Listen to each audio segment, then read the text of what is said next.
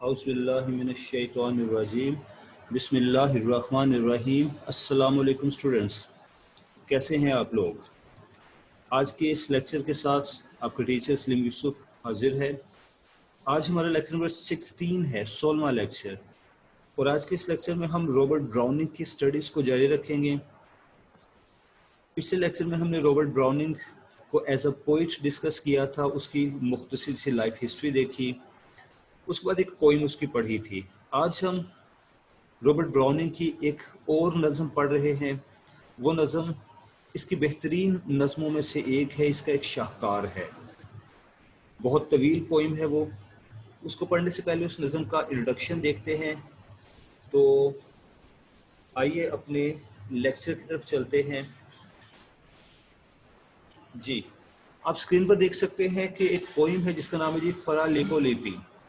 हमने कल इसका जिक्र पढ़ा था जब हम इस शख्स को डिस्कस कर रहे थे, रॉबर्ट ब्राउनिंग को। आज ये नज़म हम पढ़ रहे हैं। ऐसे कि नज़म एक बहुत तवील नज़म है, 392 लाइन्स है इसकी, 392। डेफिनेटली एक लेक्चर के दौरान या दो लेक्चर्स में इसको मुकम्मल पढ़ना तकरीबन नामुमकिन है। तो ऐसा है कि मैं इस नज़म को पहले तो इंट्रोड्यूस करवाऊंगा, इसका सेंट्रल कैरेक्टर, इसकी कहानी आपको समझा दूंगा। उसके बाद कोशिश करके कोई 70 के करीब लाइंस हम इसकी पढ़ेंगे ताकि आपको ये नज़म समझ आ जाए। बाकी की लाइंस आप लोग खुद पढ़ेंगे। तो आइए अल्लाह के नाम से अपना आज का काम शुरू करते हैं। सबसे पहले हम इसका इंट्रोडक्शन देखेंगे, बल्कि इंट्रोडक्शन से, जी बिल्कुल, इंट्रोडक्शन पे आ जाते हैं। ये आ गया। इस इंट्रोडक्शन को पढ़ने से पहले मैं मुख्तसर आपको उर्दू में बता देता हूँ ताकि आपके जहन में एक खाका, एक इमेज बन जाए और उसको समझने में आपके लिए आसानी हो। फरा लिपोलिपि ये एक इटालियन वर्ड है। ये एक शख्स का नाम था, एक पेंटर था, एक मेल पर्सन था। उससे मुतल्लिक ये नज़म लिखी गई है। इस शख्स की हकीकी कहानी ये है कि ये किसी ज़माने में इटली में एक जिंदा इंसान था। ये हकीकी कहानी है, या इसका सेंट्रल कैरेक्टर हकीकत में एक इंसान था, हम यूं कह सकते हैं। छोटा बच्चा था कि इसके माँ बाप वफात पा गए। इसकी किसी खाला ने, फूफो ने इसको मोनास्ट्री में भेज दिया 8 साल की उम्र में, यानी चर्च भेज दिया ताकि ये कहीं फाकों से मर ना जाए। जब बड़ा हुआ तो ये पेंटर बन गया, लेकिन ये वर्ल्डली माइंडेड पर्सन था, दुनियावी किस्म का शख्स था और दुनियावी ऐशो इशरत में, तईशात में बड़ी दिलचस्पी रखता था। अब जब कहानी शुरू होती है इस नज़म की, तो हम देखते हैं कि रात का आखिरी पहर है और इस शख्स फरा लिपो को कुछ वॉचमैन ने, रात के वक्त ड्यूटी देने वाले गार्ड्स ने गिरफ्तार कर लिया है, पकड़ा हुआ है। और जिस जगह से इसको गिरफ्तार किया गया है वो इलाका बदनाम है, प्रोस्टिट्यूट्स के लिए, जिस्म फरोश औरतों के लिए बदनाम है, जहाँ से इसको पकड़ा गया है। तो ये शख्स गुफ्तगू के दौरान, चूंकि ये नज़म एक मोनोलॉग है, इसका बता देना भी ज़रूरी है। कल हमने पढ़ा था कि रॉबर्ट ब्राउनिंग की ज़्यादातर पोइम्स मोनोलॉग, ड्रामेटिक मोनोलॉग्स हैं। ये भी एक ड्रामेटिक मोनोलॉग है। इसमें एक कैरेक्टर फरा लिपो का है जो कि सेंट्रल कैरेक्टर है, मरकजी किरदार है, और सारी नज़म में ये गुफ्तगू करता है। बाकी के किरदार कुछ नाइट वॉचमैन है और उनका एक अफसर है, लेकिन वो गुफ्तगू नहीं करते। उनका कोई डायलॉग इस नज़म में नहीं है, सिर्फ फरा लिपो के डायलॉग्स हैं इस नज़म में। तो ये शख्स खुद एतराफ़ करता है, बताता है कि मैं फ़लाँ शख्स, फ़लाँ अमीर शख्स के घर में ठहरा हुआ हूँ, उसके लिए पेंटिंग्स बना रहा हूँ। एक के बाद एक पेंटिंग्स बना बना कर मैं थक गया था। मैंने एक खिड़की से बाहर झांका तो रात के आखिरी पहर में चंद औरतें गली में से गुजरती हुई मुझे नज़र आई। उनमें से एक बांसुरी बजा रही थी या कोई साज बजा रही थी, गीत भी गा रही थी। मेरा जी चाहा इन तक पहुंचने के लिए, तो मैंने खिड़की से बाहर पर्दा और बेडशीट लटका कर आपस में गिरा लगाकर एक रस्सी बना ली, नीचे उतरा और इनके पीछे गया और वापसी पर तुम लोगों ने मुझे गिरफ्तार कर लिया। ये कहानी शो करती है कि he was a worldly minded person. अगरचा वो अपनी जिंदगी मोनास्ट्री में गुजार रहा है, वो चर्च से रिलेटेड एक शख्स है, मजहबी शख्स है, उसकी मजहबी तरबियत की गई है, लेकिन दुनियावी रंग रंगीनियों का उसको बड़ा शौक है। लिहाजा वो प्रोस्टिट्यूट जिस्म फरोश औरतों के पीछे जाता है। ये सारी कहानी है जिसकी, अब मैं इसको एक बार पढ़ भी देता हूँ ताकि आपको इसकी समझ आए, और यही इंग्लिश के वर्ड्स कहीं किसी सवाल के जवाब में भी आपके काम आ सकते हैं। Fra Lippo Lippi is one of the most successful, most lively and most characteristic of the dramatic monologues of Browning. कहा गया कि बड़ा जिंदा दिल, बड़ा लाइवली, शानदार monologue है ये। Fra Lippo is the speaker and the group of watchmen who arrest him are the listeners. Fra Lippo इस नज़म का मरकजी किरदार है और वॉचमैन रात के वक्त पहरा देने वाले पहरादारों का एक ग्रोह है जिन्होंने इसको गिरफ्तार किया है, वो इसके लिसनर्स हैं। It was first publish in Men and Women. पहली मरतबा ये नज़म इसके एक वॉल्यूम मैन एंड वुमेन में पब्लिश की गई। It has 392 lines, all blank verse. इसमें कुल 392 लाइन्स और वो सारी की सारी ब्लैंक वर्स में है। यहाँ तक इम्पोर्टेंट है जनाब, इसका इंट्रोडक्शन है। उसके बाद हम नेक्स्ट पे आते हैं, लाइफ एंड कैरेक्टर ऑफ फरा लिपो। अब इस पैराग्राफ में हमें फरा लिपो की जिंदगी से मुतालिक बताया जाएगा, जो कि हकीकत में एक इटालियन शख्स था, जिंदा था, किसी जमाने में इटली में रहता था और वो एक पेंटर था।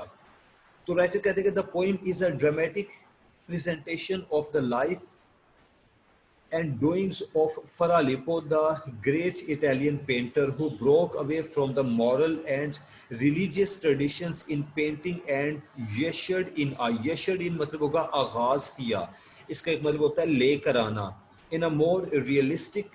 तो कहा गया कि फरा लिपो एक बड़ा ही मशहूर पेंटर था इटली का, जो कि अपनी पेंटिंग्स में मोरालिटी, इखलाक और रिलीजन से दूर चला गया, परे चला गया। And life like artistic manner, उसने पेंटिंग्स में जिंदगी रंग भर दिए। उसकी पेंटिंग्स लाइफ लाइक थी, गोया कि जिंदा तस्वीर थी उसकी। और जब कहा गया पिछले पेज पर कि he broke away from the moral and religious traditions, moral and religious traditions से फरार का मतलब है कि उसकी पेंटिंग्स में न्यूडिटी, ब्रहनापन का अंसर हुआ करता था। Giving an account of his life, अब हम उसकी जिंदगी को पढ़ते हैं। An account of his life, Edward Berdoe tells us that Fra Lippo Lippi 1412 में पैदा हुआ था जनाब, 1412 में इसकी पैदाइश हुई। The painter was the son of a butcher in Florence, शहर इटली के शहर फ्लोरेंस में एक कसाब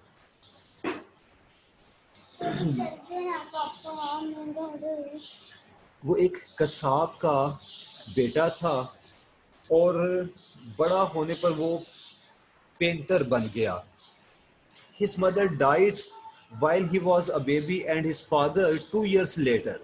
यानी जब ये छोटा बच्चा था तो पहले तो इसकी वालदा फौत होगी, फिर 2 सालों के बाद इसका वालिद भी वफात पा गया।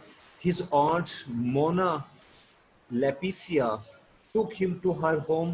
इसकी कोई खाला इसको घर लेगी, बट इन 1420 में, यानी जब इसकी उम्र 8 साल थी, when the boy was but 8 years old, placed him in the monastery of the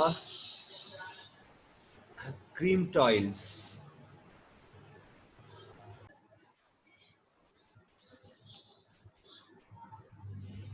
ji welcome back.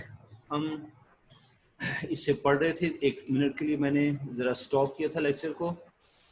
Ji, took him to her home, but in 1420 when the boy was but 8 year old, placed him in a monastery। जब इसकी उम्र सिर्फ 8 साल थी तो इसने इसे एक मोनास्ट्री में भेज दिया, ऑफ द कैरिमलिटिस एक इलाके का नाम है। He stayed at the monastery till 1432। 1432 तक ये लड़का वहां रहा, यानी 12 साल वहां रहा। अब इसकी उम्र 20 साल थी। And there became a painter, वो एक पेंटर बन गया। He seems to have ultimately received a more or less complete dispensation from his religious vows. In 1452, he was appointed chaplain to the convent of Saint Giovanni in Florence. Okay, next इसकी जिंदगी के मुख्तलिफ तरक्की के अदवार बयान किए जाने के ये कौन कौन से ओहदे पर फाइज हुआ उससे हमें गर्ज नहीं है, हमें इसकी ज़िंदगी के एक ओवरव्यू चाहिए था। सो हमने देख लिया कि 1452 तक इसने क्या मामलात की, इसके साथ क्या हुआ। अब आगे आते हैं जी, डेवलपमेंट ऑफ थॉट्स। इसमें नज़म की कहानी है। ऊपर वाला पैराग्राफ तो फ्रा लिपो का एक लाइफ ओवरव्यू था, उसकी लाइफ हिस्ट्री थी मुख्तसर से। अब ये नज़म की समरी है जो कि मैं आपको एक मरतबा पढ़ के सुना रहा हूँ। इसको जब आपने पढ़ा होगा तो नज़म को पढ़ने में समझने में बड़ी आसानी रहेगी। The poem opens dramatically in the characteristic manner of browning, यानी ये नज़म जब शुरू होती है तो ब्राउनिंग के खास ड्रामेटिक मोनोलॉग के स्टाइल में शुरू होती है। And the attention of the reader is at once captured, और फौरन ही रीडर की तवज्जो अपनी तरफ ली जाती है। यानी इसकी स्टार्टिंग लाइन्स ही ऐसी है कि रीडर की तवज्जो फौरन हम पकड़ते हैं। Brother lipo is arrested bye a group of watchman at mid of night, यानी इस लिपो को, जिसको ब्रदर लिपो कहा गया है, रात की आखिरी पहर में वॉचमैन गिरफ्तार करते हैं। In a lane of ill repute frequented by prostitutes in a lane of ill repute, lane कहते हैं तंग रास्ता, गली, ill repute बदनाम गली में, frequented by prostitutes जहां से अक्सर prostitutes का गुजर हुआ करता था, उस गली में से उन्होंने इसको गिरफ्तार किया। It is really disgraceful for a monk to be caught under such circumstance. monk जी, ये इसका मजहबी ओहदा था और ये एक बड़ा ओहदा ख्याल किया जाता है, इज्जत वाला ओहदा ख्याल किया जाता है। ये एक रिलीजियस मंक था और रात की इस पहर में एक बदनाम गली में एक मंक को गिरफ्तार किया जाना एक जिल्लत का सबब था। But lipo with a keen zest for life is not at all ashamed, लेकिन ये शख्स शर्मिंदगी का इजहार नहीं करता क्योंकि उसमें जेस्ट फॉर लाइफ यानी जिंदगी गुजारने का जज्बा है। बट प्रोसीड्स, बल्कि वो कहता है, to tell the watch the circumstances of his life and how he is obliged now and then to seek relief in adventures. वो उनको अपनी जिंदगी की कहानी सुनाता है और उनको बताता है कि क्यों वो मजबूर हो जाता है एडवेंचर्स करने के लिए। seek relief in adventures like the one in which they have just caught him, बिल्कुल एक ऐसा ही एडवेंचर जिसमें उन्होंने अभी अभी इसको गिरफ्तार किया है। आखिर क्यों वो ऐसे एडवेंचर्स करता है या फिर वो क्यों ऐसी हरकतें करता है, वो इन गार्ड्स को बताता है, वॉचमैन को बताता है। The opening of the poem says Mark Robert is a good example of the way Browning sets a scene and gives us information. एक शख्स रॉबर्ट, मार्क रॉबर्ट्स ने कहा कि इसकी ओपनिंग लाइंस खास रॉबर्ट ब्राउनिंग वाले स्टाइल में लिखी हुई लाइंस हैं जो कि फौरन हमारी तवज्जो अपनी तरफ दिलाती हैं। तो ये इसका स्टार्ट है। इसके स्टार्ट से मुतालिक बताया गया कि इस मंक को, जिसका नाम फरा लिपो है, रात की आखिरी पहर में एक जगह पर गिरफ्तार किया गया, तो उसने अपनी जिंदगी की कहानी सुनानी शुरू कर दी। नेक्स्ट देखते हैं जो लाइंस अंडरलाइन है, मैं सिर्फ उनको पढ़ रहा हूँ। One of the watch as we were told earlier has taken hold of Lippo's throat, एक नाइट गार्ड ने उसके गले को पकड़ लिया था। But not only is Lippo not ashamed, लेकिन अभी भी ये शख्स शर्मिंदा नहीं हुआ। His professional interest in the face shows itself, बल्कि वो प्रोफेशनल पॉइंट ऑफ व्यू से इस नाइट गार्ड के चेहरे में अपनी दिलचस्पी का मुजाहिरा करता है। मतलब ये है कि जब नाइट गार्ड ने उसको गर्दन से, गले से पकड़ रखा था, तो उस वक्त बजाय इसके कि ये शख्स शर्मिंदा होता, उससे रिहाई मांगता, वो उसके चेहरे को देखता है एक पेंटर की निगाह से और उसको बताता है, कहता है कि तेरा चेहरा ऐसा है कि तुझे पेंट किया जा सकता है, तुम्हारे चेहरे में फलां फलां की मुशाबहत है। And he interrupts the flow of abuse to which he has been treating। और जिस तरह से वो नाइट गार्ड इसको गालियां दे रहा था, उन गालियों के दरमियान ही ये शख्स उसकी बात को रोक कर उसकी गालियों को कतई नजर करके कहता है कि तेरा चेहरा फोटोजेनिक है या फ्लां कैरेक्टर से मिलता है, नेक्स्ट टाइम मैं तुझे पेंट करूंगा। Doubtless the face will appear in some future painting. जी हाँ, जैसे मैंने इस लाइन को अंडरलाइन कर रखा है कि doubtless a face will appear in some future painting, के बिलाशुबा किसी आने वाली पेंटिंग में मैं तुम्हारे इस चेहरे को पेंट करूंगा, ये फरा लिपो कहता है। The result is that the watch ask him if he is the painter. नतीजतन वो शख्स पूछते कि क्या आप पेंटर हैं। और किस पैराग्राफ को आप खुद पढ़िएगा, नेक्स्ट में आ रहा हूं। Clearly, Lippo is by our standards an unusual sort of monk. Indeed, we might ask why he is a monk at all, because he tells the watch when he was very young, both his parents died and old aunts Lepacia took him along to the monastery। ये कहानी हम पहले पढ़ चुके हैं। तो writer तबसरा करते हुए कहते हैं कि हम यकीनन हैरान होते होंगे, ये सोचते होंगे कि फरा लिपो आखिर मंक क्यों बना। अगर वो इतना ही वर्ल्डली माइंडेड था तो उसको दुनिया का कोई पेशा अपना लेना चाहिए था, मजहब की ठेकेदारी नहीं करनी चाहिए थी। तो ये जनाब इस सारी नज़म की कहानी है।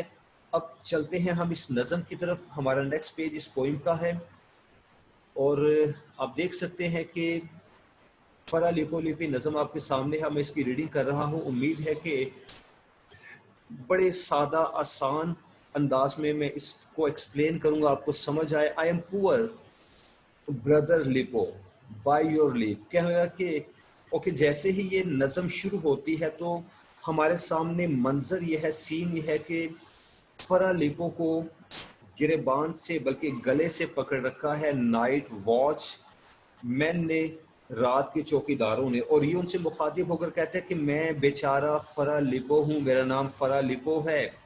You need not clap your torches to my face. आपको मेरे चेहरे की तरफ अपनी टॉर्चेस करके पहचानने की ज़रूरत नहीं। यानी उनके हाथों में जो टॉर्चेस थी, जैसे कि पुराने ज़माने में हुआ करती थी, एक स्टिक पर ऊपर की तरफ कुछ मवाद लगाकर उसको लाइटेड, उसको रोशन किया जाता था, वो टॉर्च थी उनके पास।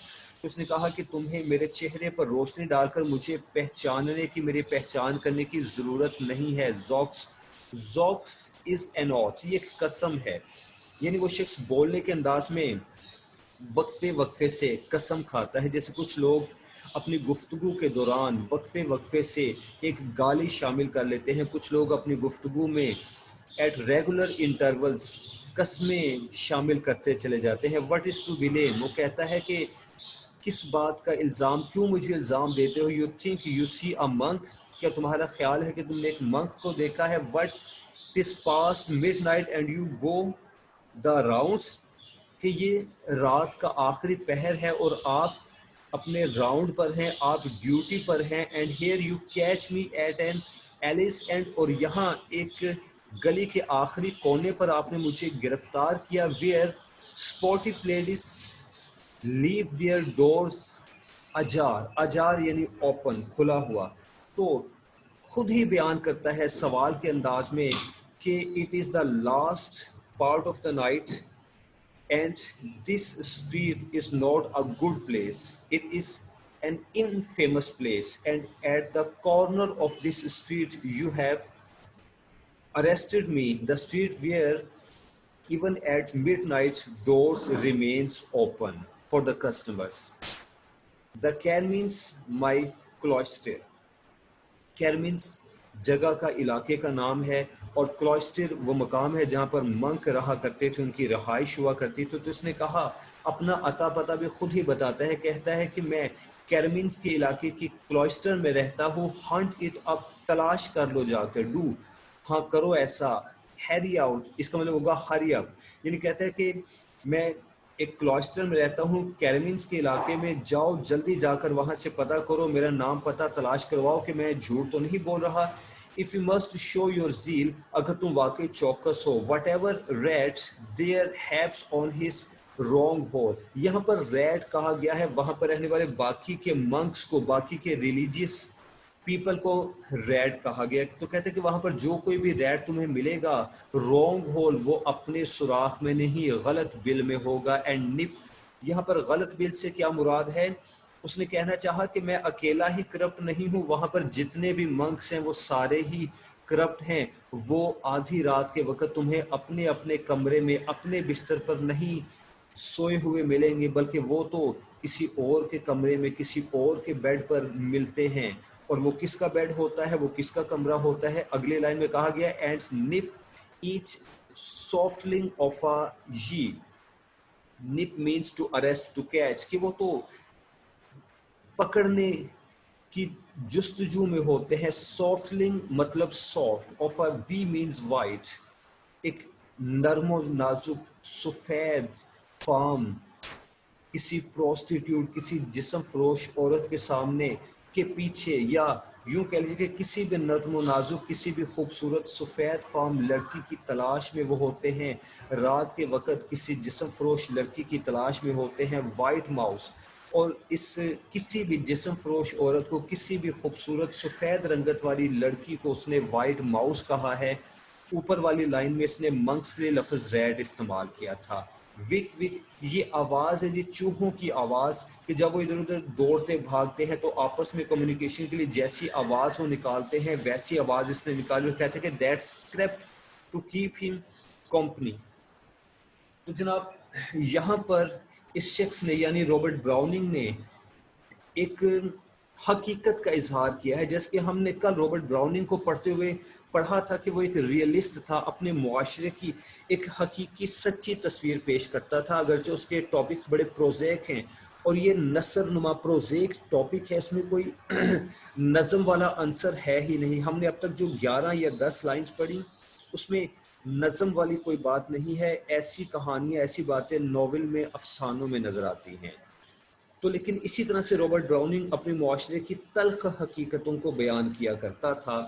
ओके, नेक्स्ट मैं पढ़ रहा हूँ, you know your better. You know your better का मतलब है कि you should be aware of your rank, your status. अब इस शख्स ने उनको प्रेशराइज करना चाहा, उनको प्रेशराइज करने के अंदाज में कहता है कि तुम अपने स्टेटस को जानते हो और तुम मुझे भी जानते हो कि मैं एक मंक हूँ, इस हिसाब से तुमसे मर्तबे में, मकाम में बड़ा बुलंद हूँ। तुम रात के वक्त चौकीदारी करने वाले 2 कौड़ी के मुलाजिम चौकीदार हो, मैं मंक हूं, और तुम मुझे गिरफ्तार करोगे। Then you will take your hand away that's fiddling on my throat. ये जो तुमने मुझे मेरे गले से पकड़ रखा है ना, अपना हाथ परे करो। फिडलिंग वैसे मतलब होता है खेलना या गुदगुदी करना। यहां इसका मतलब है ग्रिप, पकड़ना। And please to know me likewise, कहते को मेरा तारुफ ले लो, जान लो कि मैं कौन हूँ। हुम आई एम, क्या तुम जानते हो मैं कौन हूँ? Why one sir who is lodging with a friend 3 streets off, कहते कि मैं अपने दोस्त के घर में रह रहा हूँ, यहाँ से 3 गलियां परे एक दोस्त के घर में रहता हूँ। ही इज अ सर्टेन, वो खास शख्स, आगे डॉट्स हैं। ही इज अ सर्टेन मतलब उसने नाम नहीं बताया। हु वुड यू कॉल, जिसको आप इस नाम से पुकारते हैं। Master a Cosimo of the मैजिक, वो शख्स इलाका मैजिक का एक नवाब है। तो इस जिस शख्स का यहाँ जिक्र किया जा रहा है, Cosimo of the Medici, Cosimo of the Medici, ये भी हकीकत में किरदार था, हकीकत में एक जिंदा शख्स था। बड़ा अमीर था, इक़्तिदार का लालच रखता था, सियासतदान था, सोशल वर्कर भी था, और आर्ट पर खुलकर खर्च किया करता था। फनकारों पर, आर्टिस्ट पर खुलकर खर्च करने वाला शख्स था। उनके लिए बड़ा सखी, बड़ा फयाज था।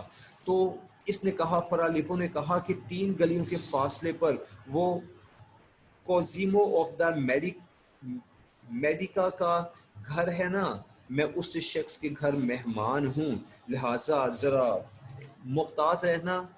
In the house that caps the corner, caps मतलब होगा कैप्चर, कि वो घर जो कि कोने वाला है, जिसने गली का कोना अपने कब्जे में कर रखा है, उस घर में मैं रहता हूँ। वो you were best remember and tell me, बेहतर होगा कि मुझे छोड़ दो। रिमेंबर यानी अपने इस एक्शन को, अमल को याद रखना। उसने कहा कि जिस तरह से तुमने मुझे गले से पकड़ रखा है ना, अपने इस एक्शन को याद रखना। And tell me the day you are hang, और जिस दिन तुम्हें फांसी पर लटकाया जाएगा इस जुर्म की सजा के तौर पर, तो मुझे बताना हाउ यू अफेक्टेड सच अ गुलेट्स ग्लिप। गुलेट्स मतलब होगा थ्रोट, ये इटालियन वर्ड है। ग्राइप मीन्स ग्रिप, कि किस तरह से तुमने मेरे गले को पकड़ा था, मुझे गले से पकड़ा था। तो इन आखिरी 3 लाइनों में इस शख्स ने धमकाया है इस वॉचमैन को। फरा लिपो ने वॉचमैन को धमकाया है, क्योंकि एक तो वो खुद अथॉरिटेटिव है, वो एक रिलीजियस मंक है, एक बड़ा ओहदा है उसके पास। दूसरे नंबर पे वो जिस शख्स के घर पे ठहरा हुआ है, जिस दोस्त के घर पे ठहरा हुआ है, उसका अपना एक सोशल स्टेटस है, समाज में उसका एक मकाम मर्तबा है। लिहाजा दो तरफ से प्रोडक्शन है उसको। लिहाजा उसने कहा कि अपने इस एक्शन को, अमल को याद रखना, इसको गौर से देख लो, और जिस दिन तुम्हें फांसी पर लटकाया जाएगा उस दिन तुम्हें याद आ जाएगा कि तुमने किस तरह से मुझे गर्दन से पकड़ा था। But you sir, it concerns you that your knaves pick up a manner no discredit you. अब इनके ऑफिसर से मुखातिब होता है। बट यू सर, सर कहा उसने, यानी जो वॉचमैन है उनका ऑफिसर भी उनके साथ है, तो उनसे मुखातिब होकर कहता है कि it concerns you that sir it will be better for you, ये तुम्हारे लिए बेहतर होगा that your knaves pick up a manner. यहाँ पर नेव्स का मतलब होगा सबॉर्डिनेट्स, मातहत। तो उसने कहा कि जनाब अफसर साहब, आपके लिए अच्छा होगा कि आपके जो नेव्स हैं, ये जो आपके मातहत है, वो क्या करें, पिकअप मैनर्स, वो मैनर्स सीख लें। नॉट डिस्क्रेडिट यू, अदरवाइज ये आपकी बदनामी करेंगे, आपकी रुसवाई करेंगे। जोकस, ये दोबारा से जोक्स, इसने कसम खाई अपनी रफ्तार में, बोलने के रिदम में कसम खाते और कहते कि आर वी पिल्चर्स। पिल्चर्स क्या है जी? अ चीप फिश, एक सस्ती किस्म की, घटिया किस्म की मछली है। That they sweep the street.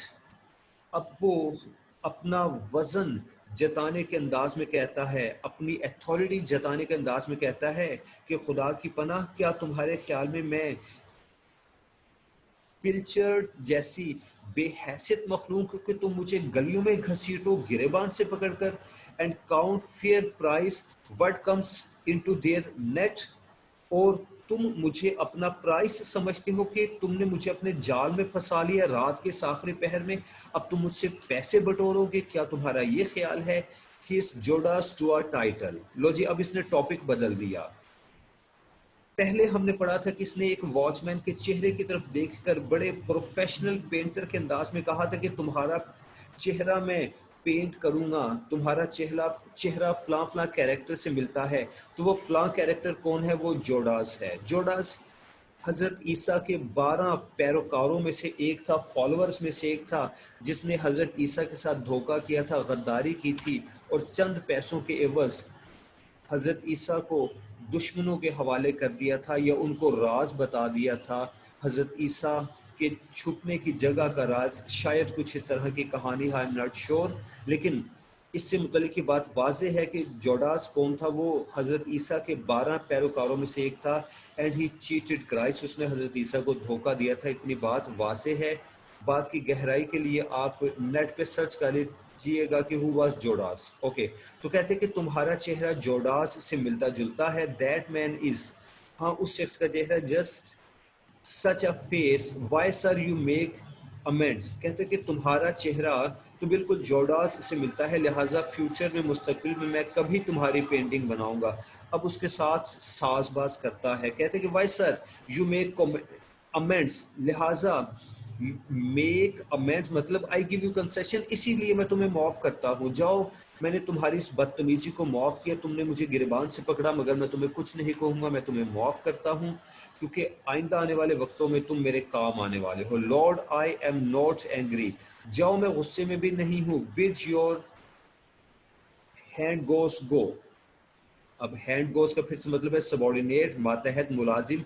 इसी के लिए ऊपर लफ्ज नेव्स इस्तेमाल हुआ था, अब हैंड गोड्स इस्तेमाल हुआ है। उसने अफसर से मुखातिब होकर फिर से कहा कि अपने मुलाजमों से कहो कि मुझे छोड़ दो। Go drink out this quarter florin, quarter florin उस जमाने की इटालियन करेंसी में एक कम हैसियत वाला सिक्का हुआ करता था। टू द हेल्थ, उसने इस ऑफिसर को एक सिक्का रिश्वत के तौर पर देते हुए कहा कि लो मेरी तरफ से एक सिक्का कबूल करो और इस बात को, इस मामले को जाने दो। Of the munificent house that harbours mean, अब फिर से उस दोस्त की तरफ इशारा देता है।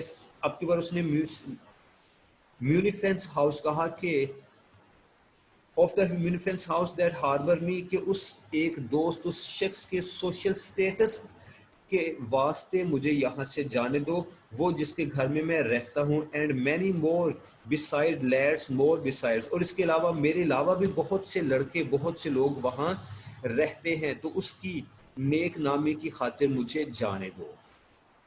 नेक्स्ट आते हैं जी अगले सफ़े पे। And all is come square again, सब कुछ ठीक हो जाएगा। All is come square again यानी everything will be all right. I would like his face, फिर से कहता है कि मैं इस शख्स के चेहरे को पसंद करता हूँ, क्योंकि इसका चेहरा, ये शख्स फराली को पेंट करना चाहता है। His elbowing on his comrade in the door with the pick and lantern, कि ये शख्स जिसने अपने हाथ में लालटेन उठा रखी है और नेजा उठा रखा है। पिक मतलब नेजा। For the slave that holds John Baptist head dangled by, अब एक दूसरे वॉचमैन से मुखातिब होकर कहता है कि इसका चेहरा तो बिल्कुल ऐसे है जैसे उस स्लेव, उसको गुलाम का था, that holds John Baptist head, जिसने जॉन द बैप्टिस्ट का कटा हुआ सर अपने हाथ में थाम रखा था, बालों से पकड़कर लटकाया हुआ था। अ डेंगल्ड बाय मतलब लटकाया हुआ था,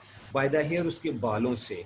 ये एक और मिथ है कि जॉन द बैप्टिस्ट एक रिलीजियस कैरेक्टर था, और जिस दौर में वो जिंदा था उस दौर का बादशाह जालिम था, वो इसकी रिलीजियस माइंडेड को पसंद नहीं करता था, इसके मजहब को या इसके मजहबी होने को पसंद नहीं करता था, इसकी प्रीचिंग्स के खिलाफ था। लिहाजा उसने जॉन द बैप्टिस्ट का सर कलम करवाने का हुक्म दिया था। जिस गुलाम ने इसका सर कलम किया था और इसके कटे हुए सर को बालों से पकड़कर लटका रखा था और उसके खून के कतरे टपक रहे थे, उस गुलाम की तरफ इशारा देते हुए कहता है कि इस दूसरे वॉचमैन का चेहरा तो उस गुलाम से मिलता जुलता है। तो लिहाजा आपकी आसानी के लिए मैं इसको रिपीट कर रहा हूँ इन लाइंस को। आई would like this face, his elbowing on his comrade in the door, कि वो जो कि दरवाजे की दहलीज में खड़ा था, with the pick and lantern, एक हाथ में लालटेन एक हाथ में अपना नेजा थामे हुए, फॉर द स्लेव दैट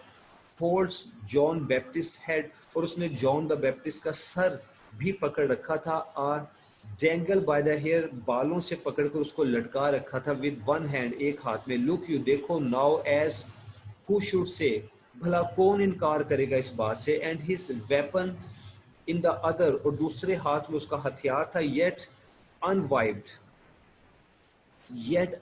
यानी खून से भरा हुआ उसका खंजर, उसकी तलवार उसके दूसरे हाथ में थी, उसके एक हाथ में कटा हुआ सर था। TISS not your chance to have a bit of chop, it's not your chance, ये सेंटेंस बड़ा ही डिस्टर्बिंग है।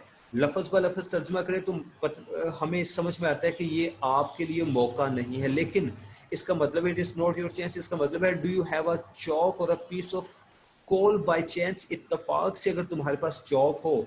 उस वॉचमैन से कहते हैं कि क्या तुम्हारे पास चौक है, अगर इत्तफाक से इसको तुम्हारे पास चौक हो या कोयले का कोई टुकड़ा हो, to have a bit of chalk, a wheat coal or the like, wheat कोल यानी कोयले का टुकड़ा या ऐसी कोई और चीज। और you should see yes I am the painter, तो तुम देखोगे कि मैं पेंटर हूँ। सिंस यू स्टाइल मी सो, जैसे कि तुमने पहले मुझे कहा था, मुझसे सवाल किया था। ये यू स्टाइल मी सो मतलब यू कॉल मी, जैसे कि थोड़ी देर पहले तुमने मुझे कहा था ना कि क्या मैं पेंटर हूँ, तो मुझे एक चौक दो, एक कोयले का टुकड़ा दो, फिर तुम खुद देखोगे कि मैं कैसा पेंटर हूँ। तो जनाब यहाँ पर नहीं, लाइन नंबर 50 तक मैं आपके लिए पढ़ रहा हूँ। What's brother Lipos doing up and down? You know them and they take you like enough. कहते हैं कि What's brother Lipos doing?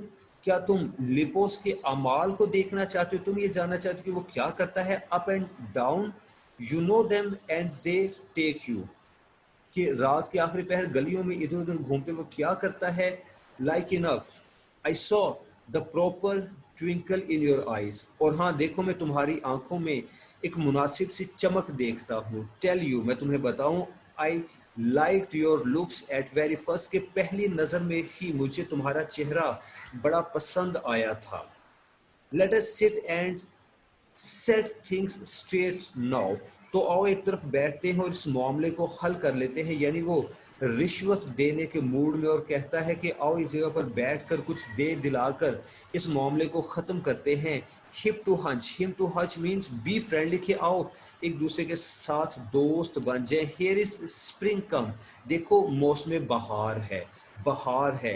And the nights one makes up bands to roam the town, और इस मौसम में लोग ग्रोहों की सूरत में गलियों में निकलते हैं। एंड सिंग आउट कार्निवल, और कार्निवल की सूरत में गीत गाते हैं। कार्निवल एक फेस्टिवल, एक त्यौहार हुआ करता है यूरोप में। इसमें लोग गीत गाते हैं, हल्ला गुल्ला करते हैं, नाच गाना करते हैं। इटली की ट्रेडिशन ये थी कि रात के वक्त लोग ग्रोहों की सूरत में गलियों में निकल जाते थे, शोरगुल करते थे, नाच गाना करते थे, गीत गाते थे। और बाकी के कुछ इलाकों में इसमें वल्गैरिटी, न्यूडिटी भी शामिल हुआ करती थी। तो कहते हैं चूंकि मौसम बहार है, कार्निवल का दौर है, तो रात के आखिरी पहर में लोग घरों से तो निकलते ही है। मैं निकल आया तो क्या क़यामत आ गई। And I have been 3 weeks shut within my mew, और मैं तो 3 हफ्ते से मुसलसल एक कैद में हूँ। म्यू मतलब है केज, कैद खाना, पिंजरा।